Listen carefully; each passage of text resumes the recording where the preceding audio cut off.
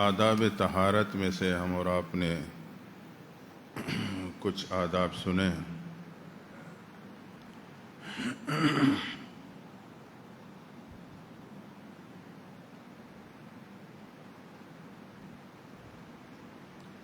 انسان دو چیزوں سے مرکب ہے، روح اور جسم۔ ان دونوں کو پاک رکھنا ضروری ہے۔ یہ جو علم فقہ ہے اور علم تصوف ہے، ان کے آپس میں بہت زیادہ مناسبت ہے۔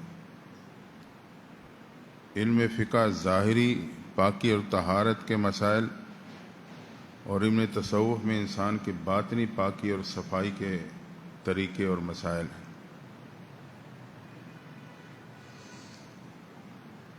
دونوں کو پاک اور صاف رکھنا ضروری ہے۔ روح بھی صاف پاک ہو اور ہمارا جسم بھی پاک ہو۔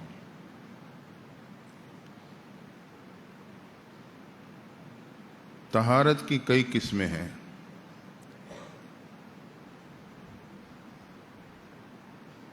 مثلا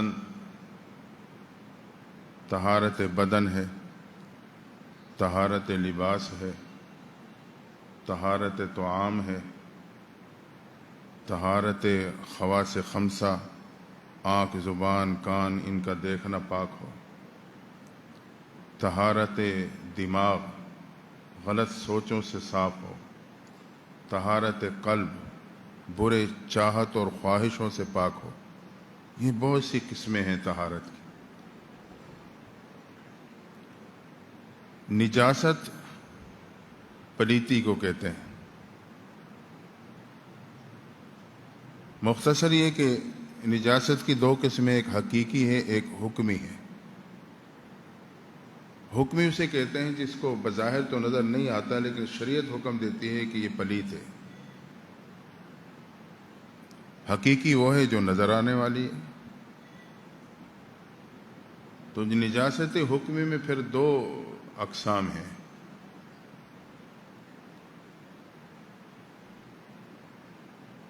ایک حدث اکبر ہے، ایک حدث اصغر ہے۔ بڑی پلیتی، چھوٹی پلیتی۔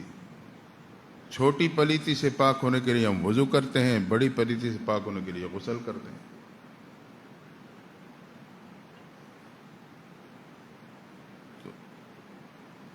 بہرحال ایک ہے صفائی، ایک ہے پاکیزگی، اس میں فرق ہے۔ صفائی تو یہ ہے کسی چیز پہ میل کچیل نہ ہو، گرد و غبار نہ ہو، اس سے وہ صاف ہے تو ہم کہتے ہیں یہ صاف ہے۔ لیکن ضروری نہیں ہے کہ ہر صاف چیز پاک بھی ہو۔ پلیت ہو سکتی ہے، بظاہر صاف ہے، حقیقت میں پلیت ہوگی۔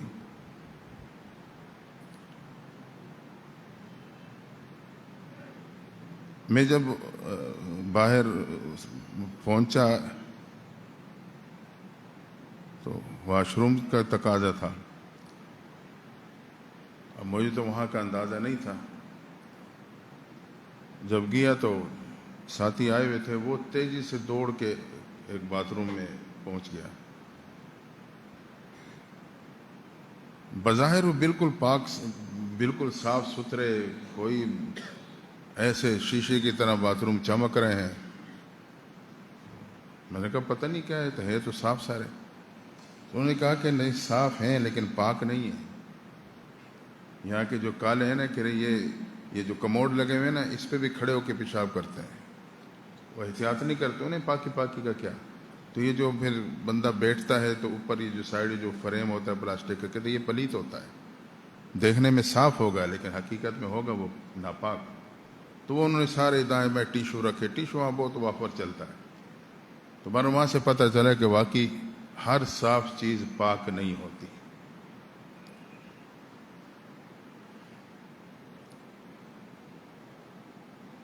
تو پاکی کی مختلف صورتیں ہیں۔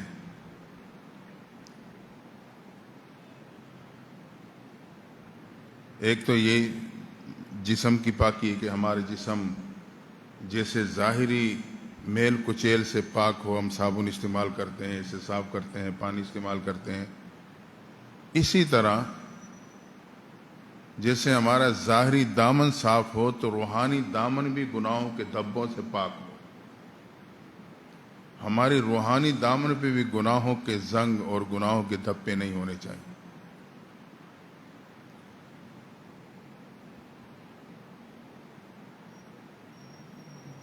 اس میں ظاہری پاکی کے حوالے سے ہم نے آداب پڑھے ہیں۔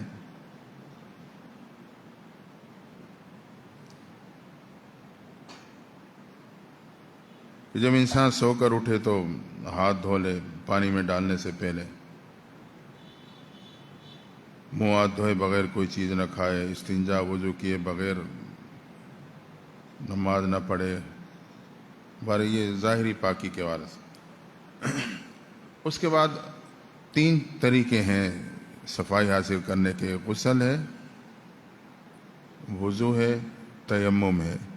3 طریقوں سے پاکی حاصل ہوتی ہے۔ تو پہلے غسل کے آداب بتلائے گئے۔ یہاں غسل سے مراد واجب غسل ہے۔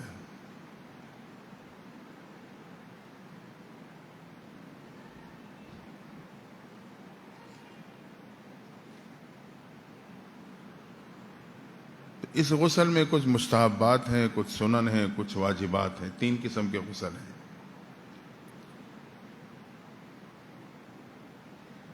حیض و نفاس سے پاک ہونے پہ غسل کرنا یہ واجب ہے عورتوں کے لیے۔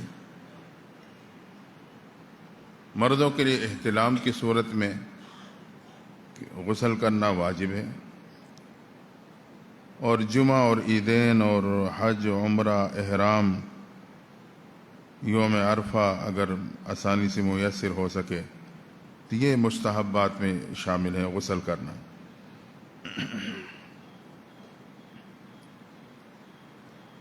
غسل کرنے کے آداب یہ ہیں کہ پہلے تو غسل ایسی جگہ پہ کیا جائے،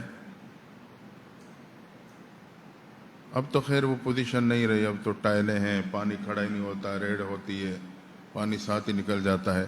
اس وقت یہ ترتیب نہیں تھی۔ ابتدا میں جو صورتحال تھی، جہاں غسل کیا جاتا تھا وہاں نیچے پانی جمع ہو جاتا تھا۔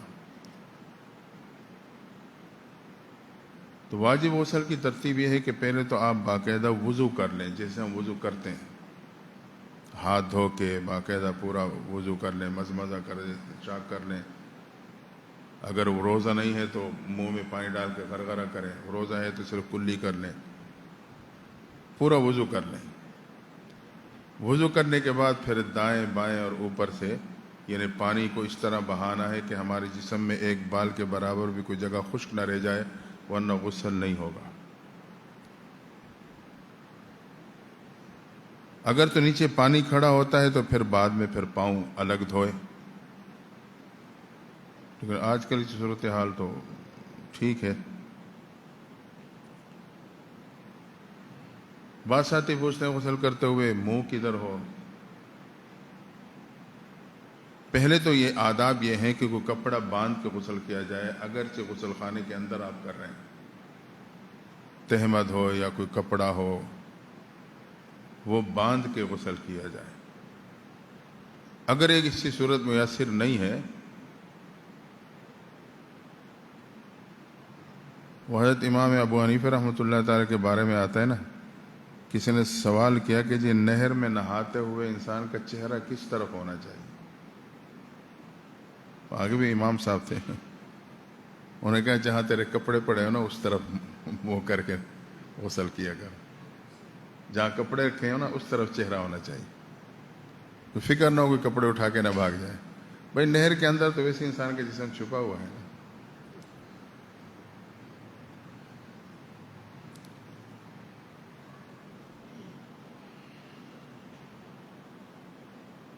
بارہ جسم کو پورے طور پہ گیلا کرنا ہے، اتنا کم پانی بھی استعمال نہ ہو کہ پانی بہہ نہ سکے، صرف بس گیلا ہو رہا ہے، نہیں، اس میں پانی بہہ جائے اتنا پانی ہو۔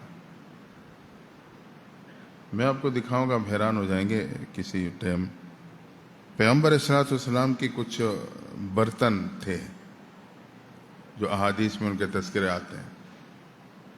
ایک کا پیمانہ تھا مد کا، مد، ایک تھا سا۔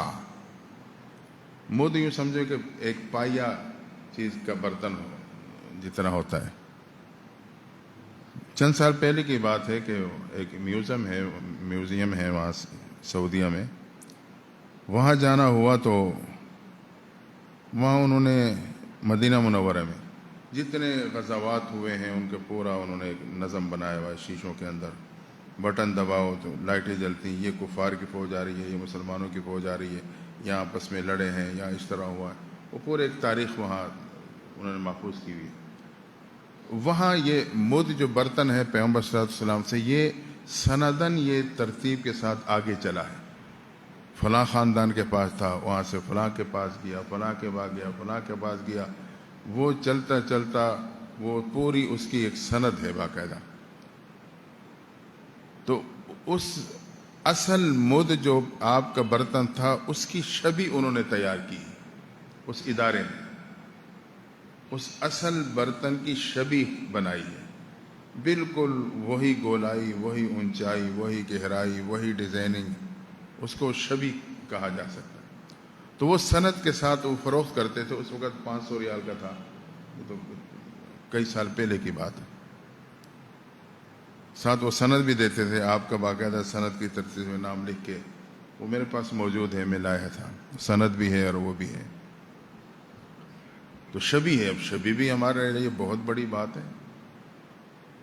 تو وہ ایک مد ہے، اس پہ حدیث مبارکہ لکھی ہوئی ہے کہ آپ ایک مد سے وضو فرماتے تھے، 3 مد سے غالباً غسل فرماتے تھے۔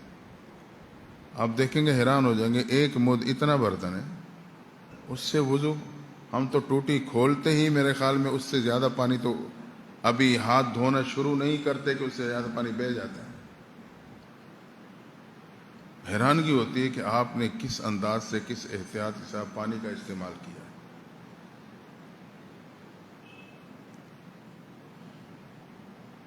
بہرحال ترتیب یہی ہے غسل کی کہ پہلے باقاعدہ وضو بنا لیں، وضو بنا کے بعد دائیں بائیں اور اوپر سے پورا برتن پہ، جسم پہ ہاتھ پھیریں تاکہ کوئی جگہ جو ہے نا وہ خشک نہ رہ جائے۔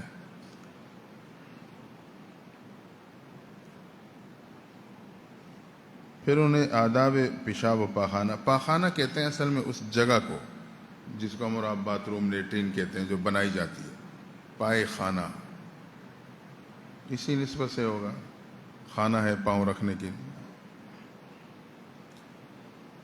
پیشاب انتہائی احتیاط سے کیا جائے تاکہ اس کی چھینٹیں نہ پڑیں کپڑوں پہ۔ آپ کسی آبادی سے باہر پیشاب کر رہے ہیں یا آبادی میں باتھ روم میں پیشاب کر رہے ہیں، جہاں بھی ہیں احتیاط سے کریں کہ چھینٹیں کپڑوں پہ نہ پڑے، اس لیے پیشاب کی چھینٹیں یہ عذاب قبر کا ذریعہ ہے۔ پیغمبر صلی اللہ علیہ وسلم کا صحابہ کے ساتھ قبر پہ گزر ہوا، 2 قبور پہ، اللہ نے آپ پہ ان قبور کے حالات منکشف کر دیے۔ آپ پہ حالات منکشف ہوئے تو آپ نے فرمایا صحابہ ان دونوں قبروں میں عذاب ہو رہا ہے، اور اس عمل کی وجہ سے ہو رہا ہے جس کو یہ چھوٹا سمجھتے تھے لیکن عذاب بہت بڑا ہے۔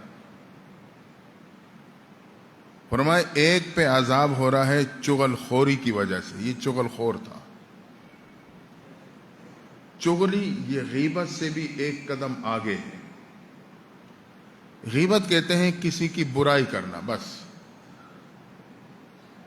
اس کو برا کہنا، اس کی برائی بیان کرنا۔ اور چغلی کہتے ہیں کسی کی برائی کرنا اس نیت سے کہ یہ بندہ اس کو تکلیف پہنچائے، کہ اچھا یہ ایسا غلط بندہ ہے، یہ اس کے پیچھے پڑ جائے، اسے تکلیف پہنچائے۔ اس نیت سے برائی کرنا، اس انداز سے برائی کرنا کہ اسے تکلیف پہنچائے، یہ چغلی ہے، غیبت سے بھی زیادہ سخت ہے۔ فرمایا ایک پہ تو چغلی کی وجہ سے گناہ اور عذاب ہو رہا ہے۔ آج ہمارا بڑے آسانی سے چغلیاں کرتے ہیں، اس کی بات ادھر ڈاکیے بنے پھرتے ہیں، سارے ڈاکیوں کی ملازمت ہے ہم سے، اس سے ادھر، ادھر سے ادھر، ادھر ادھر، اور ذہن میں یہی ہوتا ہے تاکہ یہ مخالف ہو جائیں، لڑ پڑیں، ایک دوسرے کے پیچھے پڑ جائیں۔ یہ عذاب قبر کا ذریعہ ہے۔ فرمایا دوسرے پہ اس لیے عذاب ہو رہا ہے کہ یہ پیشاب کی چھینٹوں سے احتیاط نہیں کرتا تھا، تو وہ عمل تو انہیں چھوٹا لگتا تھا لیکن عذاب بہت بڑا ہے۔ تو ہم پیشاب کرتے ہوئے احتیاط کریں کہ ہمارے بدن اور ہمارے کپڑے پیشاب کی چھینٹوں سے محفوظ ہوں۔ کسی ایسی جگہ بھی پیشاب نہ کریں یا سوراخ ہو سکتا ہے کوئی موذی جانور نکل آئے آپ کو تکلیف پہنچا دے یا اس کو تکلیف پہنچے۔ یہ احکامات وہاں کے والے سے ہیں جہاں عام طور پہ لوگ باہر جا کے قضاء حاجت کے لیے جاتے ہیں۔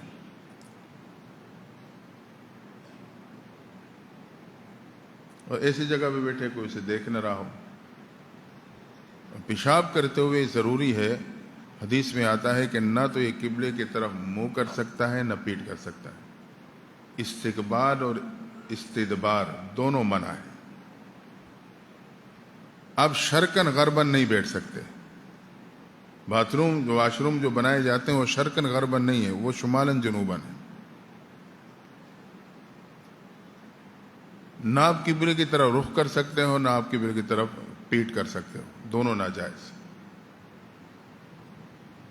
اس چیز کا احتیاط ضروری ہے.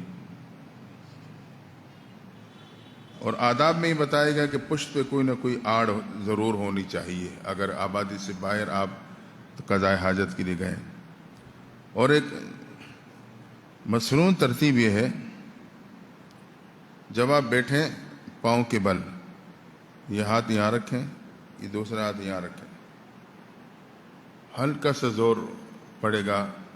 اور یہ وہ طریقے ہیں جو شریعت بتا رہی ہے، کیونکہ شریعت جو ہے یہ کامل اور مکمل ضابطہ حیات ہے. تو کامل مکمل تبھی ہوگا نا جس میں ہر چیز کے آداب بتلائے گئے، ہر رخ بتلایا گیا. وہ کہتے ہیں کہ کافر تھا، کفار مذاق کرتے تھے، نعوذ باللہ، دیکھو جی ان کے کیسے نبی ہیں، انہیں پیشاب کے طریقے بھی بتلاتے ہیں.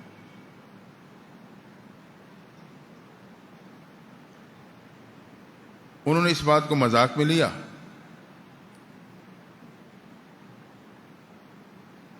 تو ایک کافر قضاء حاجت کے لیے گیا تو وہ اس طریقے کے ساتھ بیٹھا جو طریقہ بتایا گیا ہے، ہاتھ یہاں یہاں، کہ یہ اس طرح کا یہ طریقہ بتاتے ہیں. اللہ کی شان یہ کہ اس دور میں یہ ہوتا تھا کہ اگر کوئی قضاء حاجت کے لیے بیٹھا ہے یا ویسے بیٹھا ہے تو دشمن پیچھے سے آتا تھا، رسی مار کے اس کے گلے گھونٹ دیتا تھا. یہ طریقے بھی ہوتے تھے وہاں مارنے کے، دشمنی کے. کہتے ہیں یہ بیٹھا ہے، اتنے میں اس کو کوئی دشمن آیا، اس نے پیچھے سے رسی ماری نا کہ گلے میں پڑ جائے گی، میں کھینچ دوں گا، گھسیٹ لوں گا. تو اس کا ہاتھ یہاں تھا، جیسے رسی پڑی تو اس ہاتھ کی وجہ سے اس نے ہاتھ یوں کرا اور رسی گلے سے پیچھے نکل گئی. کہتے اسی بات پہ اللہ نے اسے ایمان کی دولت دی تھی کہ بھئی نبی کے طریقے میں اتنی برکات کہ میری جان بچ گئی. تو یہ تو حقیقت ہے کہ سنت میں اللہ نے صرف آخرت نہیں دنیاوی فائدے بھی رکھے ہیں، اس میں دنیاوی فوائد بھی.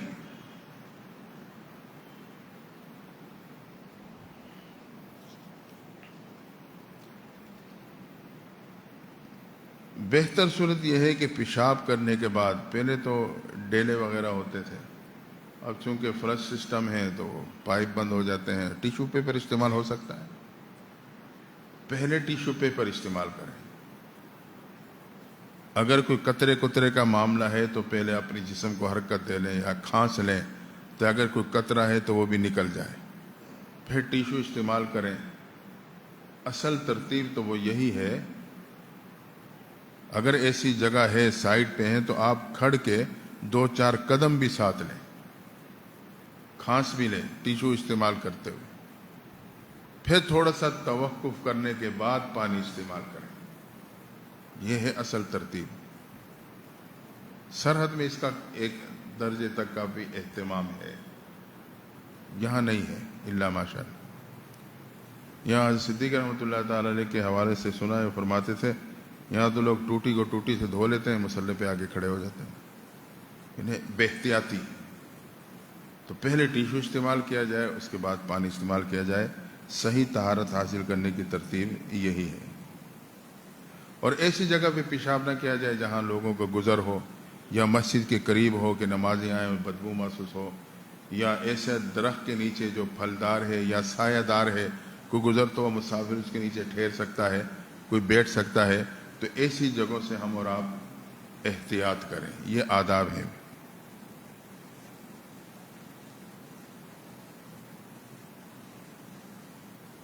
استنجا کے آداب ہم اور آپ نے پڑھے ہیں. ہاں تو وہی ہے کہ ڈیلا استعمال کرنا نہیں ہے تو ٹیشو پیپر استعمال کریں، اس کے بعد پانی استعمال کریں بائیں ہاتھ سے. اور اگر آبادی سے باہر ہیں تو وہاں کوئی ایسی کوئی ہڈی، لید، گوبر، کاغذ نہ استعمال کریں. ہڈی ہو سکتا ہے کہ زخم ہو جائے، اور دوسرے ہے کہ ہڈی پہ جنات کے لیے اللہ تعالیٰ خوراک پیدا کرتا ہے، تو یہ ان کی خوراک ہے، اس کو پلیت نہ کریں. گوبر اور وغیرہ سے کریں گے تو آپ تو جسم اور پلیت ہو جائے گا آپ کا گیلا ہو کے. پیشاب کرنے کے بعد استنجا خشک کرنے کے لیے ایک جگہ سے ہٹ جائیں، مطلب جسم کو ذرا حرکت دیں، کھانس لیں تاکہ کوئی قطرہ ہو وہ نکل جائے. تو غسل، استنجا اور پیشاب کرنے کے طریقے اور یہ مختصر سے آداب. بنیادی مقصد یہ ہے کہ ہمارا اور آپ کا جسم اور لباس بھی پاک اور صاف رہے، کیونکہ ظاہر کا اثر انسان کے باطن پہ پڑتا ہے. ظاہری پاک ہوگا تو ہمارے باطن بھی پاک ہوگا. وَثِيَابَكَ فَطَهِّرْ، محبوب پیغمبر کو اللہ نے حکم دیا لباس کو پاک رکھنے کا.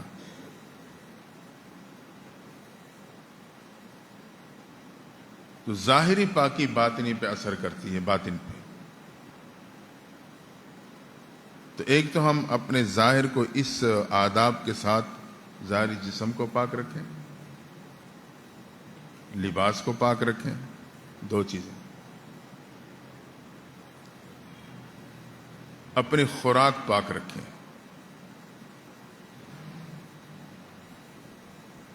پاک اور طیب مال کمائیں اور کھائیں. ہماری خوراک حرام سے پاک ہو، مشتبہات سے پاک ہو.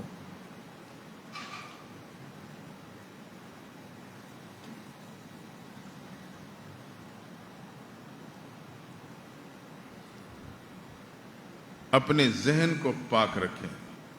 دیکھیں، عقل کی مثال ایک شاہراہ کے مانند ہے.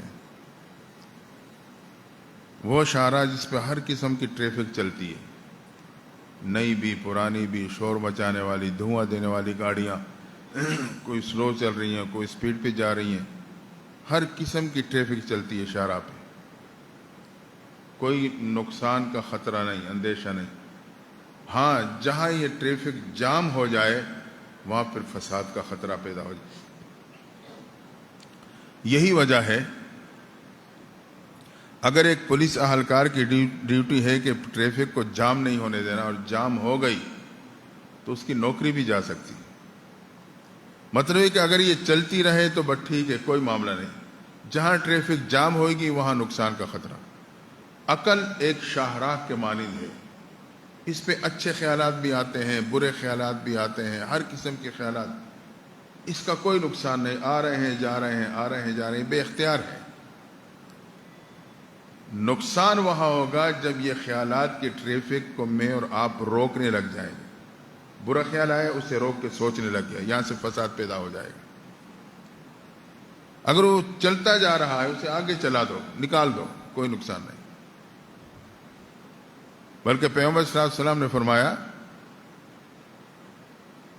ذالک علامت الایمان، یہ ایمان کی علامت ہے. یہ ڈاکو ہے شیطان جو ڈاکہ ڈالنے کی ٹرائیاں مارتا ہے بار بار. وہیں ڈاکہ ڈالتا ہے نا جہاں دولت موجود ہو. تو خیالات کی ٹریفک کو روکنا یہ فساد کا سبب ہے. جب ہم کسی خیال کو روکیں گے تو پھر یقیناً اس پہ سوچیں گے. جب سوچنے لگ گئے تو سوچ کے بعد پھر وہ سوچ ارادے پہ بدلنے لگے. ارادہ پھر عمل تک لے جائے گا. تو عقل یہ وہ شاہراہ ہے جس پہ اچھی بری ٹریفک چلتی ہے، چلتی رہے نقصان نہیں، اگر رک جائے تو پھر نقصان کا خطرہ ہے. تو ہم اپنے عقل کو صاف رکھیں، دماغ کو، طہارت دماغ، یعنی تخیلات، برے خیالات سے بچائیں. اسی طرح طہارت قلب ہے، بری چاہتوں سے دل کو پاک رکھنا. کوئی غلط چاہت پیدا ہو تو اسے نکالنے کی کوشش کرو.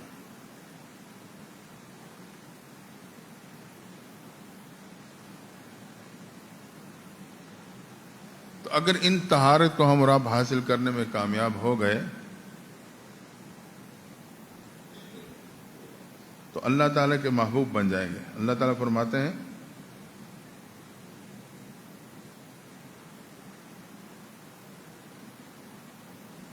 وہ آیت ہے نا قرآن شریف کی، وَيَتَطَهَّرُونَ، ہاں، ان اللہ یحب المطہرین، اللہ جو پاکیزگی کو پسند کرتا ہے اللہ اس پاکیزہ کو پسند کرتا ہے۔ جو لوگ پاکیزگی پسند کرتے ہیں اللہ کو وہ پاکیزہ لوگ پسند آتے ہیں، اللہ محبت کرتا ہے۔ تو جیسے ہم اور آپ اس ماحول میں صاف ستھرے رہتے ہیں، ظاہری اعتبار سے بھی باطنی اعتبار سے بھی کافی حد تک، تو یہاں سے جانے کے بعد بھی ہمارا یہی مزاج ہونا چاہیے، ہمارے کپڑے صاف ہونے چاہیے ہر وقت، اور اپنے باطن کو بھی صاف رکھنے کی کوشش میں لگا رہنا چاہیے۔ بعد اب ایسے ہوتا ہے کوئی ساتھی کسی ورکشاپ میں یا کسی اور جگہ کام کرتا ہے، ایسے خراب کپڑے اسی کے ساتھ آیا، نماز پڑھی اور گیا، یا پسینوں میں ایسا ڈوبا ہوا کہ جو ساتھ کھڑا ہوگا دائیں بائیں والے نمازی بھی پریشان ہو جائیں گے اس کی بو سے۔ اگر ہم کوئی ایسی جگہ کام کرتے ہیں تو ہم ایک الگ لباس رکھیں، نماز کے لیے آئیں تو لباس چینج کر کے آ جائیں، نماز پڑھ کے چلے جائیں۔ ڈیوٹی پہ جاتے ہیں تو وردی بدلتے ہیں نا، اس میں تو ہمارے لیے کوئی پریشانی نہیں آتی، ہم روزانہ وردی پہن کے جاتے ہیں ڈیوٹی پہ۔ تو عبادت اور نماز کی وردی ایک پاکیزہ لباس ہے کہ ہماری جسم سے ایسی بو نہ آئے جو دوسرا پریشان ہو۔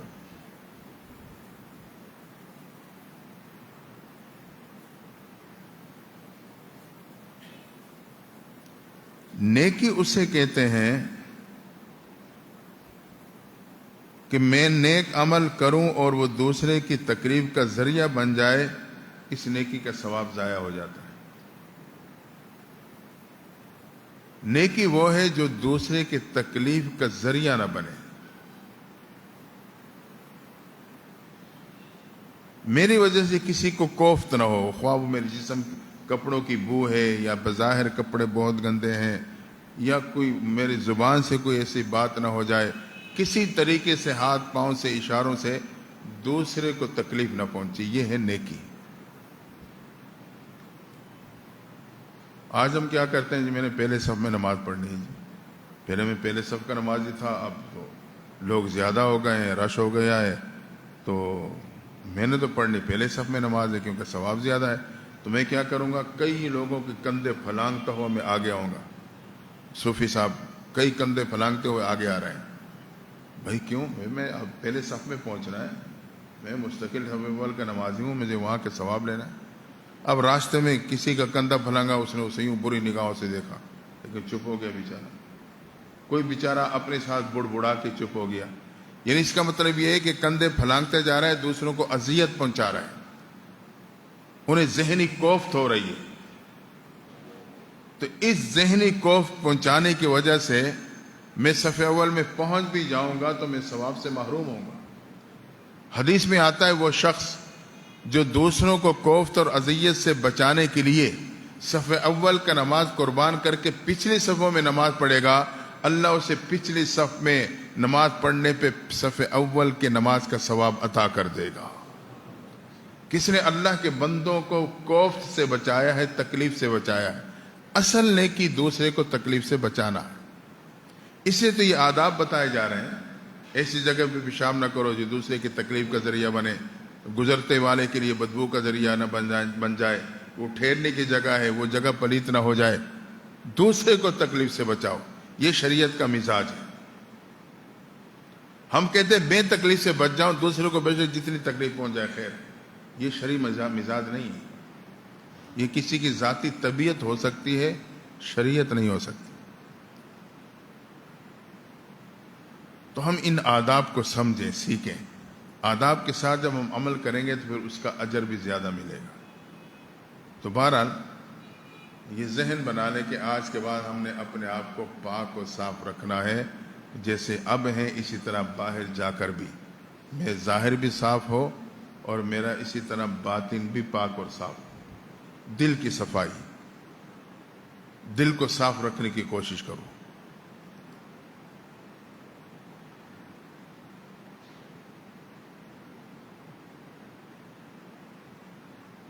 دل کی مثال آپ یوں سمجھیں کہ جیسے کہ آپ کا ایک گھر ہے،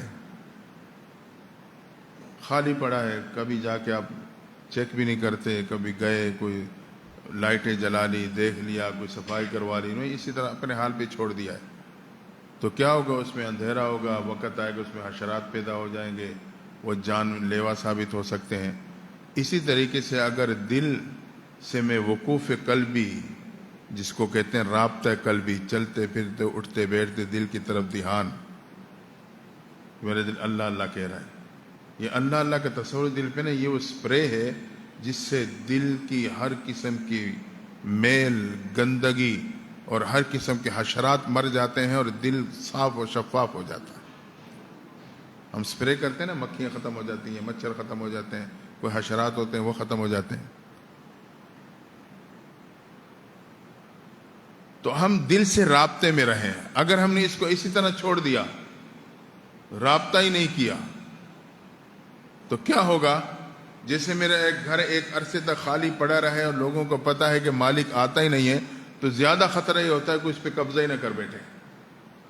تو اگر ہم دل سے رابطے میں نہیں رہیں گے تو یہ خطرہ ہوگا کہ شیطان اس پہ قبضہ نہ کر لے، اور اگر رابطے میں رہیں گے تو شیطان قبضہ نہیں، حملے ضرور کرے گا لیکن وہ قبضہ نہیں کر سکے گا، کیونکہ مالک رابطے میں ہے، دیکھتا ہے، کبھی لائٹ جلا دیتا ہے، روشنی ہو جاتی ہے اللہ کے ذکر سے، صفائی کر لیتا ہے، تو پھر شیطان حملہ نہیں کرے گا، وہ مچھر کی طرح سکڑ کے پیچھے ہٹ جائے گا، قبضہ نہیں کر سکے گا، حملے کرے گا قبضہ نہیں کرے گا۔ تو اس لیے ہم وقوف قلبی کے ساتھ اپنا وقت گزاریں، اٹھتے بیٹھتے چلتے پھرتے دھیان یہی ہو کہ میرے دل کہہ رہا ہے اللہ اللہ اللہ، اس سے دل کا گھر جو ہے نا وہ صاف ہو جاتا ہے اور روشن ہو جاتا ہے۔ تو ظاہری اور باطنی پاکی اور صفائی کو پانے کی کوشش کریں۔ دعا ہے اللہ تعالیٰ ہم سب کو توفیق عطا فرما دے۔ اللہم صلی علی سیدنا محمد وعلی آل سیدنا محمد وبارک وسلم۔ اللہ ہم سب کی حاضری قبول فرما، کمی کوتاہی کو معاف فرما، یا اللہ رحم و کرم کا معاملہ فرما۔ اللہ میں ظاہری باطنی پاکی نصیب فرما دے، ظاہری باطنی پاکی عطا فرما دے۔ یا اللہ کمزور ہیں، یا اللہ گناہوں کی گندگی میں لت پت ہیں، اللہ گناہوں کی دلدل میں پھنسے ہوئے، یا اللہ جب بچہ یا اللہ گندگی میں لت پت ہوتا ہے، ماں اس سے نفرت نہیں کرتی بلکہ وہ اسے دھو کے صاف کر کے معطر کر دیتی ہے اور پھر اسے سینے سے لگا کے پیار دیتی ہے۔ اللہ ہم گناہوں کی نجاست میں لت پت ہو کے تیرے در پہ آئے ہیں، یا اللہ تو ہماری گناہوں کو دھو دے، ہماری نجاست کو ختم کر دے۔ اللہ ہمیں پاک و صاف فرما کے اللہ اپنے محبوب بندوں میں شامل فرما لے۔ یا اللہ ہمارے گناہوں کو معاف فرما، اللہ ہماری توبہ قبول فرما، یا اللہ کرم کا معاملہ فرما، اللہ رحم کا معاملہ فرما، یا اللہ ہمیں عمل کرنے کی توفیق عطا فرما، اللہ ہمیں غفلت سے محفوظ فرما، یا اللہ ہمیں غفلت سے محفوظ فرما، اللہ ہمارے اس عمل کو قبولیت عطا فرما۔ صلی اللہ تعالی علی خیر خلقہ محمد و آلہ و اصحابہ۔